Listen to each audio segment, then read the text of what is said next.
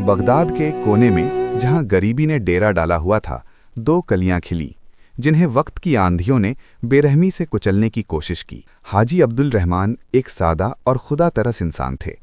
वो बगदाद के पुराने बाजार में रेशम के थान बेचते थे। उनकी पूरी कायनात उनकी दो बेटियां थीं, ज़ैनब और सफ़िया। ज़ैनब, जिसकी आंखों में बचपन से ही एक अजीब सी संजीदगी और ठहराव था, और सफ़िया, जो अभी तितलियों के पीछे भागने वाली उम्र में थी। उनका घर क्या था, बस एक कच्चा सा कमरा और एक छोटी सी सरहाना, जहां अंगूर की एक बेल दीवारों का सहारा लेकर ऊपर चढ़ने की कोशिश करती थी। अब्दुल रहमान अक्सर अपनी बेटियों को देखकर सोचते कि उनके नसीब में क्या लिखा है। उनकी पत्नी इन बच्चों को तड़पता छोड़कर बहुत पहले इस जहान से रुखसत हो चुकी थीं। अब वो खुद भी बूढ़े हो चुके थे, हाथों में कांपना आ गया था और बिनाई धीरे धीरे साथ छोड़ रही थी। एक शाम जब अज़ान मगरिब की आवाज़ फिजाओं में गूंज रही थी, अब्दुल रहमान बाजार से लौटे तो उनके माथे पर पसीना था और बदन बुखार से तप रहा था। उन्होंने ज़ैनब को पास बुलाया और नाजुक आवाज़ में कहा, बेटी, जिंदगी का चिराग कभी भी गुल हो सकता है, मगर याद रखना, अल्लाह के सिवा किसी के आगे हाथ न फैलाना। तुम्हारे नाना की हवेली बहुत बड़ी है, मगर तुम्हारा नसीब तुम्हारे अपने हाथों की मेहनत में छुपा है। ज़ैनब खामोशी से अपने बाप के पैरों दबाती रही। उसे क्या पता था कि ये नसीहत नहीं बल्कि अलविदाई कलमात हैं। उसी रात जब पूरा बगदाद गहरी नींद सो रहा था, हाजी अब्दुल रहमान अपने रब के हाजिर हुए। अगली सुबह जब सूरज तलू हुआ तो ज़ैनब और सफ़िया के सर से छत छिन चुकी थी। वो दो बहनें जो कल तक एक बाप की छाया में सुरक्षित थीं, आज इस बेरहम दुनिया में अकेली थीं। जनाजा उठा, तदफीन हुई, और फिर वो वक्त आया जब हमदर्दी जताने वाले रिश्तेदार अपने अपने घरों को लौट गए और दरवाजे की जंजीर बाहर से चढ़ा दी गई। कड़ी धूप और मेहनत का सफ़र अब ज़ैनब के कंधों पर हिमालय जैसा बोझ था। वो सिर्फ 12 साल की थी, मगर उसे अपनी छोटी बहन सफ़िया का पेट भी पालना था और अपनी इज्जत की हिफाजत भी करनी थी। उसने दूसरों के घरों में कपड़े सिने और कढ़ाई करने का काम शुरू किया। उसके नर्म और नाजुक हाथों में सुइयां चुभतीं, खून निकलता, मगर वो उफ तक न करती। वो अक्सर सफ़िया से कहती, सफ़िया, हम गरीब ज़रूर हैं, मगर हम किसी के मोहताज नहीं हैं। ये मेहनत हमें एक दिन उस मुकाम तक ले जाएगी जहां लोग हमारी मिसाल देंगे। इसी दौरान शहर के दूसरे कोने में एक आलीशान हवेली खड़ी थी, जिसे हवेली अब्दुल गनी कहा जाता था। ये ज़ैनब और सफ़िया के नाना की हवेली थी। मिर्ज़ा अब्दुल गनी एक रईस ताजिर थे, मगर उनके इंतकाल के बाद उनके बेटे मिर्ज़ा करीम और बहू खदीजा बेगम ने हवेली पर कब्जा कर लिया था।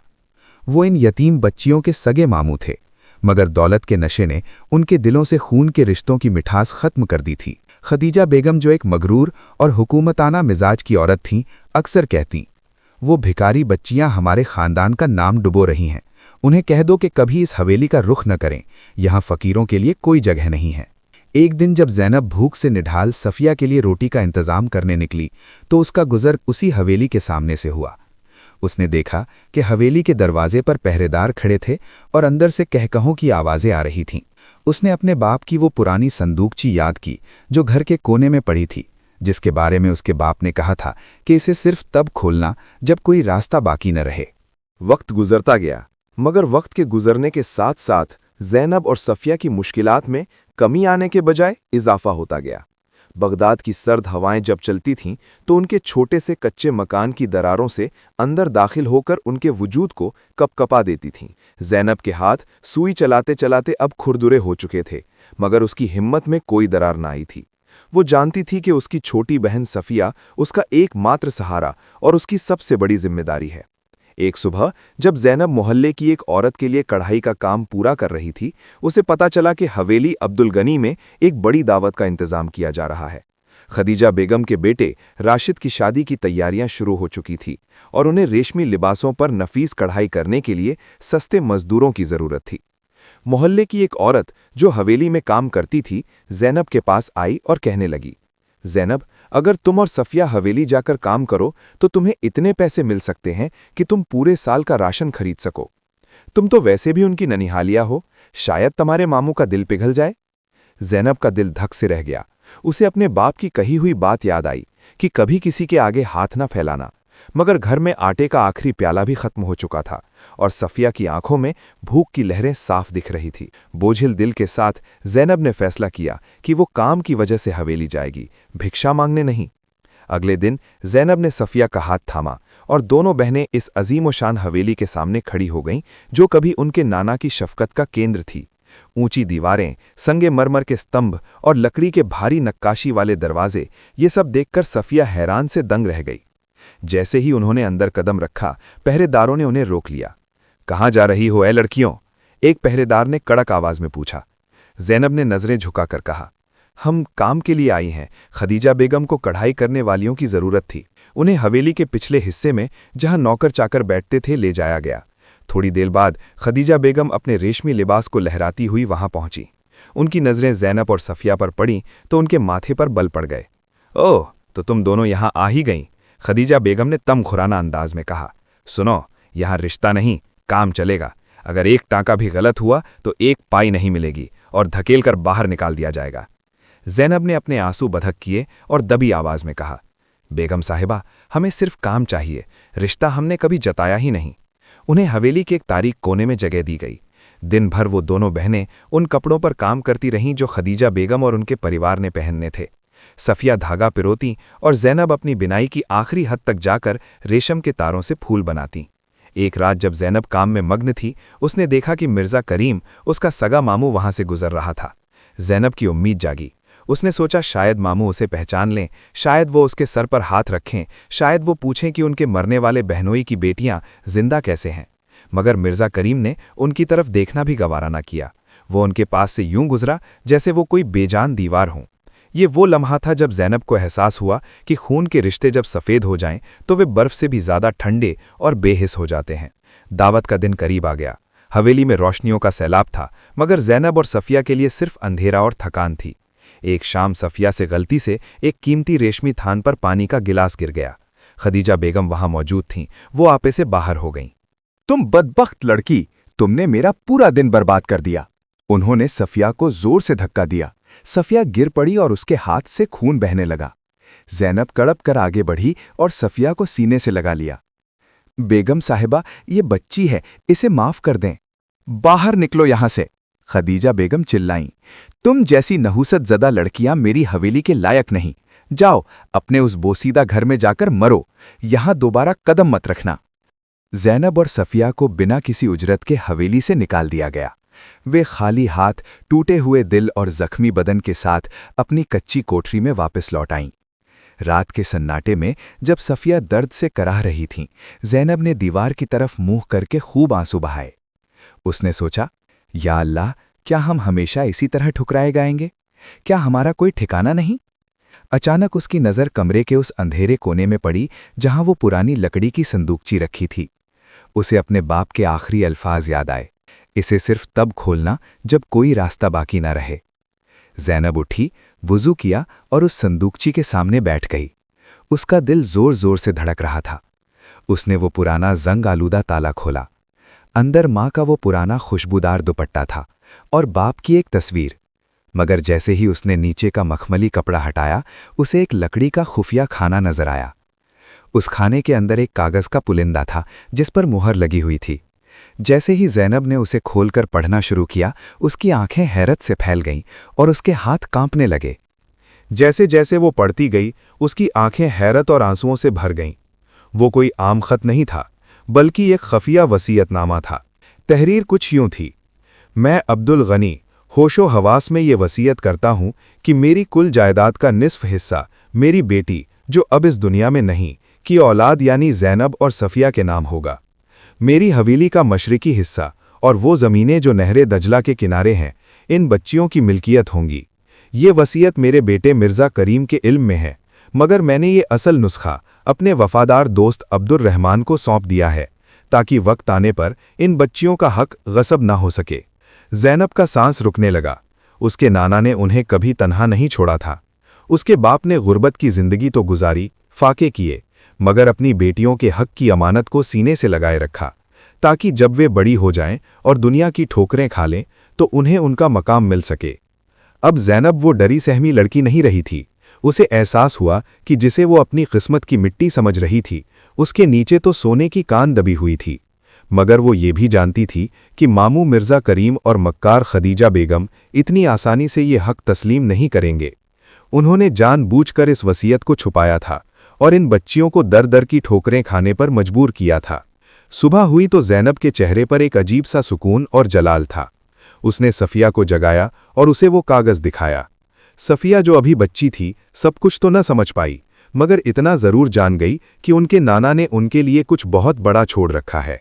ज़ैनब जानती थी कि सिर्फ कागज़ होने से कुछ नहीं होगा। उसे किसी ऐसे गवाह की ज़रूरत थी जिसने इस वसीयत पर दस्तखत किए हों। उसे याद आया कि उसके बाप अक्सर एक बूढ़े मुंशी शेख इदरीस का जिक्र करते थे, जो मिर्ज़ा अब्दुल गनी के ख़ास मोहतमिद थे। ज़ैनब ने सफ़िया का हाथ थामा और बगदाद के कदीम बाजार के आखिरी कोने में वाक़े उस छोटे से कुतुब खाने की तरफ चल पड़ी जहां शेख इदरीस अपनी आखिरी उम्र गुजार रहे थे।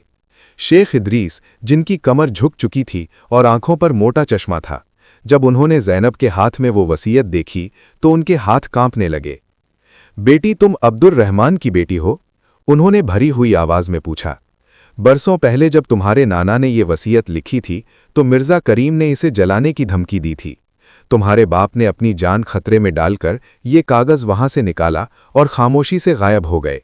मैं समझा था कि शायद वो कागज़ ज़ाया हो गया, मगर आज इसे देखकर मेरी रूह को सुकून मिल गया है। शेख इदरीस ने ज़ैनब को बताया कि मिर्ज़ा करीम ने सरकारी रिकॉर्ड में हेरा फेरी करके खुद को तन्हा वारिस जाहिर कर रखा है। इस हक को पाने के लिए उन्हें काज़ी बगदाद की अदालत में जाना होगा, जो एक खतरनाक रास्ता था, क्योंकि मिर्ज़ा करीम शहर के बाअसर लोगों में शुमार होते थे।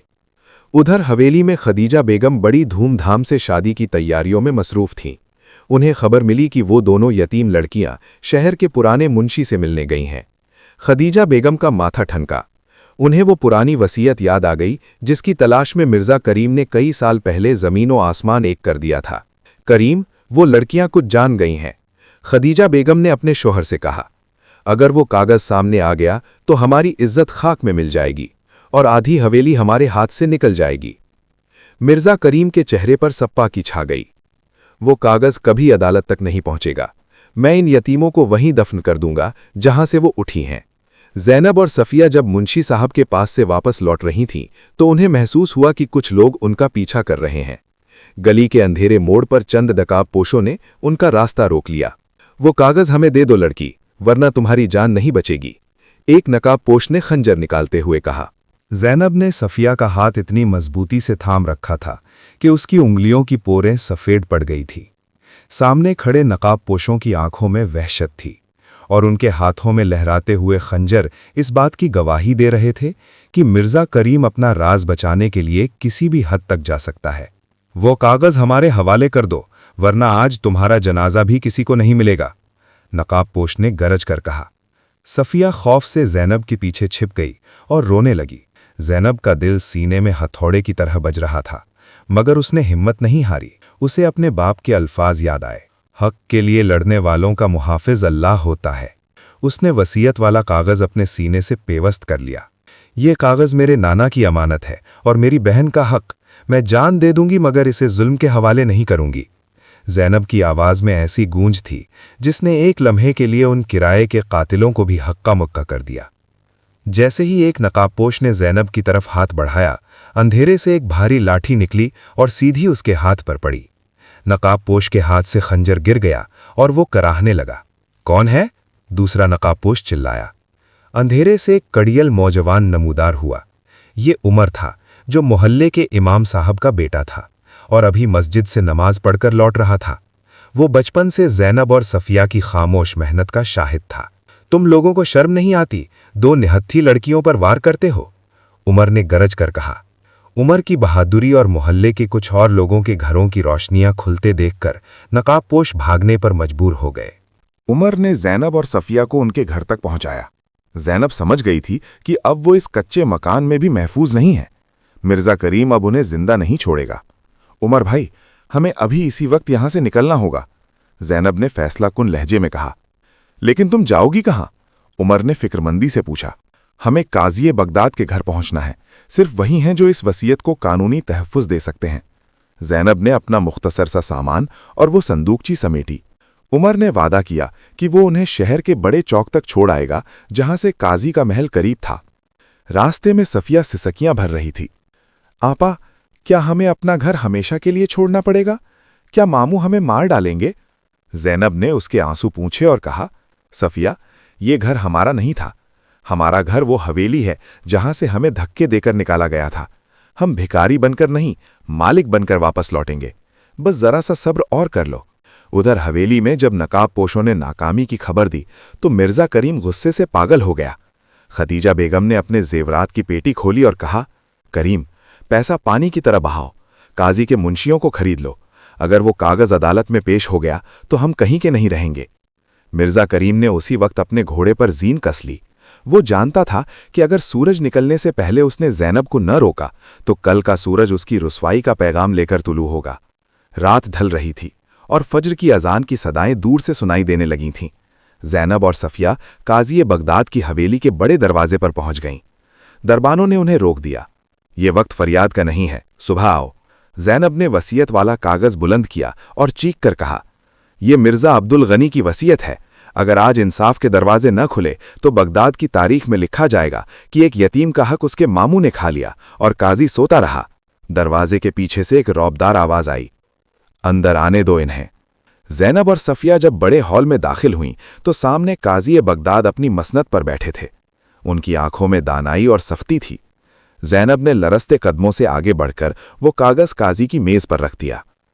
काजी ने कागज खोला, मोहर देखी और फिर जैनब की तरफ देखा। तुम जानती हो इस कागज की कीमत क्या है? जैनब ने सर उठाकर जवाब दिया, जी हुजूर, इसकी कीमत मेरे बाप का सब्र और मेरी बहन के आंसू हैं। उसी लम्हे बाहर से घोड़ों के टापों की आवाज आई। मिर्जा करीम अपने सिपाहियों के साथ वहां पहुंच चुका था। चेहरे पर मसनूई शराफत सजाकर काजी के सामने आ खड़ा हुआ।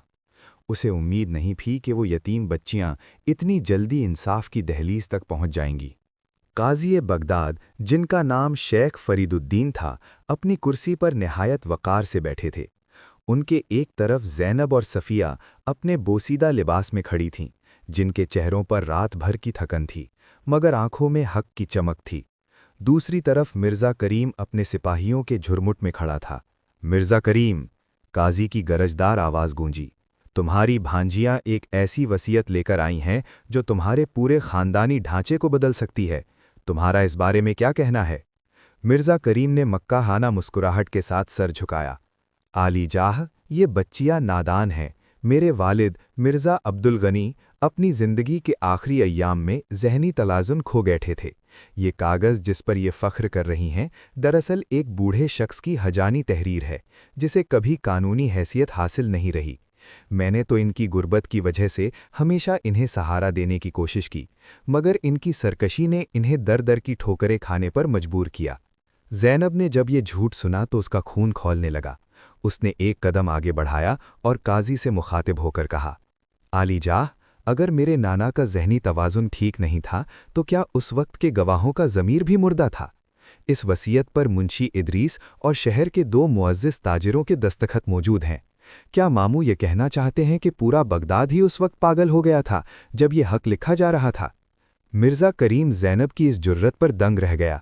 उसे अंदाज़ा नहीं था कि वो लड़की जिसे उसने हमेशा झाड़ू बर्तन करते देखा, आज इतनी फसीह ज़बान में बात करेगी। इसी दौरान खदीजा बेगम भी वहां पहुंच गईं। उन्होंने काजी की बीवी के जरिए अंदरूनी रास्ते से असर और रसूख इस्तेमाल करने की कोशिश की थी। उन्होंने अपने साथ एक जाली कागज़ लाया था जिस पर यह दर्ज था कि मिर्ज़ा अब्दुल गनी ने मरने से पहले वो वसीयत मनसूख कर दी थी, क्योंकि उन्हें पता चल गया था कि उनका दामाद अब्दुर्रहमान एक लालची इंसान है। हुजूर, ये देखिए असल कागज़, खदीजा बेगम ने चीख कर कहा। वो वसीयत जिसका जिक्र जैनब कर रही है, वो मेरे ससुर ने खुद अपने हाथों से कैंसिल कर दी थी, क्योंकि उन्हें पता चल गया था कि उनका दामाद अब्दुर्रहमान एक लालची इंसान है। काजी साहब ने दोनों कागजात का बगौर मुआयना किया। वो एक तजुर्बाकार इंसान थे। उन्होंने देखा कि जैनब का कागज़ पुराना और असली लग रहा था, जबकि खदीजा बेगम का पेश करदा कागज़ निस्बतन नया था और उसकी स्याही भी अभी ताज़ा मालूम होती थी। काजी ने मुंशी अदालत को हुक्म दिया, इसी वक्त मुंशी इदरीस को यहाँ हाजिर किया जाए और वो तमाम गवाह बुलाए जाएं जिनके नाम इस वसीयत पर दर्ज हैं। मिर्ज़ा करीम के माथे पर पसीना आ गया। उसने अपने एक सिपाही को इशारा किया कि वो मुंशी इदरीस तक किसी को पहुंचने न दे, मगर वो ये भूल गया था कि उमर, इमाम साहब का बेटा, पहले ही मुंशी साहब की हिफाजत कर रहा था। अदालत में सन्नाटा छा गया। सफिया ने जैनब का हाथ थाम रखा था। वो बार बार ज़ैनब के कान में कहती, आपा, क्या हमें अब जेल भेज दिया जाएगा? ज़ैनब ने दिलासा दिया, नहीं सफ़िया, अब जेल उनके लिए है जिन्होंने हमारा हक छीना है। थोड़ी ही देर में मुंशी इदरीस उमर का सहारा लिए अदालत में दाखिल हुए। उनके हाथ में एक पुरानी डायरी थी जो मिर्ज़ा अब्दुल गनी के दौर का सरकारी रिकॉर्ड था। मिर्ज़ा करीम ने जब मुंशी इदरीस को जिंदा और सलामत देखा तो उसके पांव तले से ज़मीन निकल गई। मुंशी इदरीस ने काजी के सामने कसम खाई और कहा, आली जाह, मैं इस वसीयत का ऐनी शाहिद हूँ। मिर्ज़ा अब्दुल गनी ने ये वसीयत अपनी मुकम्मल सेहत की हालत में लिखी थी और मिर्ज़ा करीम ने इसे छुपाने के लिए मुझे कई बार जान से मारने की धमकी दी थी। काज़ी बगदाद ने अपनी कलम उठाई और कागज़ पर कुछ तहरीर किया। सबकी सांसें रुक गईं। मिर्ज़ा करीम के चेहरे की जर्दी बता रही थी कि उसे अपनी शिकस्त नज़र आ रही है। काज़ी ने फैसला सुनाने से पहले मिर्ज़ा करीम की तरफ देखा और कहा, तुमने सिर्फ एक वसीयत नहीं छुपाई, तुमने इंसानियत का कत्ल किया है। लेकिन फैसला सुनाने से पहले मैं इस हवेली की तलाशी का हुक्म देता हूं ताकि वो असली रजिस्टर मिल सके जिसका जिक्र मुंशी साहब ने किया है। जैसे ही तलाशी का हुक्म हुआ, खदीजा बेगम के चेहरे से नकाब उतर गया और वो वहीं फर्श पर बैठकर रोने लगी। काज़ी बगदाद का हुक्म जारी होते ही अदालती सिपाहियों का एक दस्ता हवेली अब्दुल गनी की तरफ रवाना हुआ। फिजा में एक अजीब सी घुटन थी, जैसे बरसों से दबा हुआ सच अब फटने के लिए तैयार हो। मिर्ज़ा करीम और खदीजा बेगम को वहीं नज़रबंद कर दिया गया, जबकि ज़ैनब और सफ़िया काजी के दरबार के एक गोशे में बैठी दुआगो थीं कि या अल्लाह, हक को फ़तह नसीब फरमा। सिपाही जब हवेली पहुंचे तो वहां मौजूद नौकर चाकर सहम गए। तलाशी का अमन शुरू हुआ। अलमारियां खोली गईं, फर्श उखाड़े गए, मगर कुछ न मिला। खदीजा बेगम की चालाकी थी कि उन्होंने तमाम अहम कागजात एक खफी तहखाने में छुपा रखे थे, जिसका रास्ता सिर्फ बावर्ची खाने की एक पुरानी दीवार के पीछे से गुजरता था। वही बूढ़ी खादिमा जो कभी ज़ैनब पर तरस खाती थी, सिपाहियों के पास आई और खामोशी से उस खफी दीवार की तरफ इशारा कर दिया। जब सिपाहियों ने वो दीवार हटाई तो अंदर एक छोटा सा कमरा नमूदार हुआ, जहां रेशमी कपड़ों, सोने के सिक्कों और कदीम दस्तावेजात का ढेर लगा था। सिपाहियों को वहां न सिर्फ वो असली सरकारी रजिस्टर मिला जिसमें ज़ैनब और सफ़िया का नाम बतौर वारिस दर्ज था, बल्कि एक जंग आलूद धातु का संदूक भी मिला। जब वो संदूक काजी के सामने लाकर खोला गया तो अंदर से कुछ ऐसे खत मिले जिन्हें पढ़कर काजी की पेशानी पर गुस्से की लहर दौड़ गई। वो खत ज़ैनब के वालिद हाजी अब्दुल रहमान के लिखे हुए थे, जो उन्होंने मरने से पहले मिर्ज़ा करीम को लिखे थे। इन खतों में अब्दुल रहमान ने मिर्ज़ा करीम से इल्तिजा की थी कि वो उनकी बीमारी का इलाज करवा दें और इसके बदले वो अपनी विरासत का दावा भी नहीं करेंगे। मगर मिर्ज़ा करीम ने न सिर्फ इन खतों का जवाब नहीं दिया, बल्कि अब्दुल रहमान की अद्वियात तक रुकवा दी थीं ताकि वो जल्द इस दुनिया से रुखसत हो जाएं और वसीयत का राज हमेशा के लिए दफन हो जाए। जब ये खत अदालत में बुलंद आवाज़ में पढ़े गए तो मजमा में मौजूद लोगों की आंखें नम हो गईं। ज़ैनब के ज़ब्त का बंधन टूट गया और वो धाड़े मारकर रोने लगी। सफ़िया अपनी बहन से लिपट गई। उसे अब समझ आ रहा था कि उनका बाप किस हाल में इस दुनिया से गया था। काज़ी बगदाद ने जलाल में आकर मिर्ज़ा करीम की तरफ देखा। मिर्ज़ा करीम, तुमने सिर्फ माल नहीं हड़पा, तुमने एक इंसान का कत्ल किया है। तुमने अपने सगे बहनोई को तरप तरप कर मरने दिया ताकि तुम उसकी बेटियों का हक खा सको। मिर्ज़ा करीम के पास अब कहने को कुछ न था। उसका घमंड खाक में मिल चुका था। उसने काजी के पैरों में गिरने की कोशिश की, मगर सिपाहियों ने उसे पीछे धकेल दिया। खदीजा बेगम, जो अब तक ऊंची आवाज़ में बोल रही थी, बेहोश होकर गिर पड़ी। काजी ने कलम उठाई और तारीखी फैसला तहरीर किया। हवेली अब्दुल गनी का 70% हिस्सा फ़ौरन ज़ैनब और सफ़िया के नाम मुंतकिल किया जाए। मिर्ज़ा करीम की तमाम ज़ाती जायदाद ज़ब्त करके इन लड़कियों को बतौर खून बहा और हर्जाना दी जाए जो उन्होंने बरसों की मशक्क़त में बिताए हैं। मिर्ज़ा करीम और खदीजा बेगम को कैद बामशक्क़त की सज़ा सुनाई जाए, जब तक कि वो ज़ैनब से माफ़ी न मांग लें और तमाम लूटा हुआ माल वापस न कर दें। लोगों ने हक अल्लाह के नारे बुलंद किए। ज़ैनब और सफ़िया, जो कुछ घंटे पहले तक बेसहारा यतीम थीं, अब बगदाद की अमीर तरीन महिलाओं में शुमार होने लगी थीं। मगर ज़ैनब के दिल में दौलत की कोई खुशी न थी। उसे सुकून इस बात का था कि आज उसके बाप की रूह को करार मिल गया होगा। काजी के हुक्म पर मिर्ज़ा करीम और खतीजा बेगम को कैदखाने की तरफ ले जाया गया। फिजा में एक अजीब सी घुटन थी, जैसे बरसों से दबा हुआ सच अब फूटने के लिए तैयार हो। ज़ैनब और सफ़िया, काजी साहब और मुअज़्ज़िज़ीन शहर के साथ दोबारा उसी हवेली की तरफ रवाना हुईं जहां से उन्हें कुछ दिन पहले धक्का देकर निकाला गया था। ज़ैनब ने सबसे पहले उस कमरे का रुख किया जहां वो और सफ़िया कढ़ाई का काम करती थीं। वहां पड़े हुए वे अधूरे रेशमी थान, वे सुइयां और धागे गवाह थे कि उन्होंने कितनी कठिन रातें गुजारी थीं। ज़ैनब ने वो तमाम कपड़े इकट्ठे किए और उन्हें एक तरफ रख दिया। उसने हवेली के मुलाजिमों को बुलाया और कहा, आज से इस हवेली में कोई किसी का गुलाम नहीं होगा। जो यहाँ रहना चाहता है उसे उसकी मेहनत की पूरी उजरत मिलेगी, और जो जाना चाहता है उसे तोहफे देकर रुखसत किया जाएगा। कैद खाने में खतीजा बेगम की हालत गैर थी। वो औरत जो रेशम और अतलस से कम कुछ नहीं पहनती थी, आज एक तार्क कोठरी में टाट पर बैठी थी। उसका तखब्बुर टूट चुका था। वो बार बार ज़ैनब का नाम पुकारती और माफ़ी मांगती। ज़ैनब को जब ये मालूम हुआ तो उसके दिल में रहम की लहर उठी। उसने सफ़िया से कहा, सफ़िया, अगर हमने भी वही किया जो उन्होंने हमारे साथ किया तो हम में और उनमें क्या फ़र्क रह जाएगा। ज़ैनब ने काज़ी बगदाद को एक पैगाम भेजा। उसने दरख्वास्त की कि मिर्ज़ा करीम और खतीजा बेगम को कैद से रिहा कर दिया जाए, बशर्त ये कि वे शहर छोड़कर चले जाएं और कभी किसी पर जुल्म न करने का अहद करें। मैं उन्हें सज़ा देकर अपने दिल को काला नहीं करना चाहती। ज़ैनब ने सफ़िया को समझाते हुए कहा, हमारा मकसद अपना हक पाना था, किसी को बर्बाद करना नहीं था। वक्त गुजरा और ज़ैनब की नेक नामी पूरे बगदाद में फैल गई। उसकी शादी उमर से हुए, जो उसकी हिम्मत और तकवा का मोतबर था। सफ़िया भी एक पढ़ी लिखी और पुरित्मिनान खातून बनकर उभरी। एक शाम जब ज़ैनब हवेली के उसी सहन में बैठी थी जहां कभी उसे धक्के दिए गए थे, उसने देखा कि सफ़िया छोटी बच्चियों के साथ खेल रही है। आसमान पर 14वें का चांद अपनी पूरी आबोताब के साथ चमक रहा था। ज़ैनब ने अपनी आंखें बंद कीं और अल्लाह का शुक्र अदा किया। उसे वो दिन याद आया जब वो भूखी सोती थी और वो रातें जब वो खौफ से कांपती थी। मगर आज उसके पास सब कुछ था। ये सिर्फ 2 यतीम बहनों की कहानी नहीं थी, ये उस यकीन की दास्तान थी कि जुल्म जितना भी ताकतवर हो, हक की एक चिंगारी उसे राख कर देती है। अल्लाह की लाठी बेशोर है, मगर जब वो चलती है तो बादशाहों को फ़कीर और फ़कीरों को तख्ते शाही पर बिठा देती है।